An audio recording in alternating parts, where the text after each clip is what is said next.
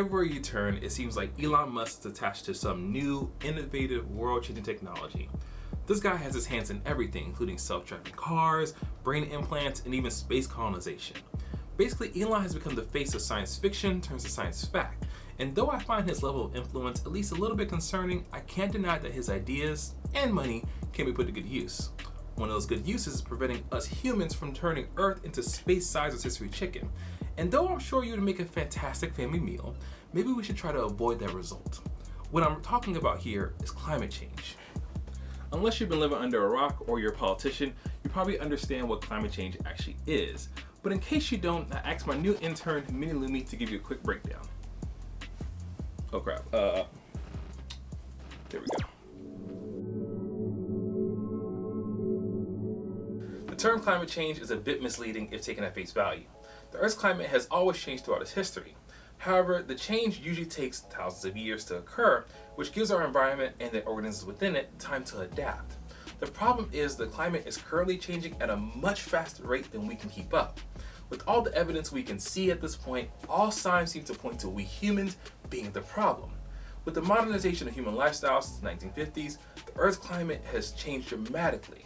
This is largely due to the energy, food, and retail requirements that make daily life as we know it possible, and all of this results in the release of what are known as greenhouse gases. These gases include water vapor, methane, carbon dioxide, and nitrous oxide, and these act as a Earth-sized blanket, preventing the heat from the sun from leaving the Earth. The problem now is that this has been going on so long and is now so bad that we're in crunch mode to fix it, and I'm talking about forgetting your physics final is tomorrow bad. So far, our attempts to fix it have been basically putting ourselves in the oven and only turn the knob down about 50 degrees. Not super helpful. At our current pace, warming of our atmosphere will result in far more extreme weather patterns, less water availability, and the destruction of coastal cities and ecosystems.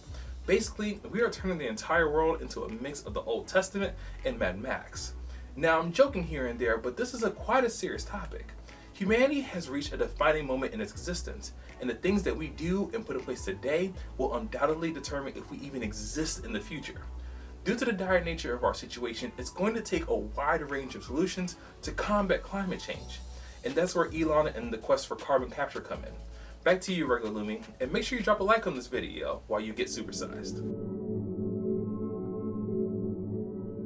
Appreciate your help, Mini-Me. Elon Musk and the Musk Foundation have partnered with XPRIZE, which is a non-profit organization that basically puts bounties on human issues. They have launched the XPRIZE carbon removal competition with a $100 million cash prize. This cash prize is up for grabs by anyone, including you, who can come up with a scalable, effective solution to remove carbon from the Earth's atmosphere and store it in a safe and sustainable manner. Basically, we need a plan like Patrick Star to take carbon dioxide and move it someplace else. The catch here is that it needs to be more feasible and cost-effective than just pushing an entire city. As you probably would have expected, Musk and XPRIZE wouldn't be putting up this kind of money if it was easy to do. Several methods for capturing CO2 already exist, so the idea is nothing new. The challenge comes with making something that is effective at the gigaton scale while also being profitable or at least cheap. In other words, there likely needs to be a use for that CO2 once it's been captured, since we can't just keep burying it like our hopes and dreams. If we can use the CO2 to power our homes or make more everyday products, then this would help the natural carbon cycle of our atmosphere. There are several ways we currently can capture carbon dioxide. One way is using a DAC system, or direct air capture system.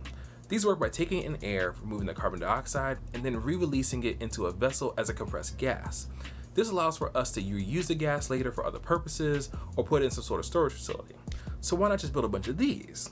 Well, they aren't cheap to make and they aren't that efficient since the amount of CO2 in the ambient air is quite low. So DACs are better suited for attaching to large vent stacks at industrial plants to capture the CO2 before it's even released into the atmosphere in the first place. Now, some of you might be thinking this is why we need to just plant more trees. And yes, we really should be planting more trees. But the problem is trees are slow and aren't that efficient at absorbing CO2 either. Remember, nature is used to working on the hundreds of years timeline, not a few decades. Trees do use carbon dioxide in photosynthesis, but in order to make a big enough impact, we would need to plant trillions of trees. That's not an exaggeration either. We legit have to plant trillions of trees.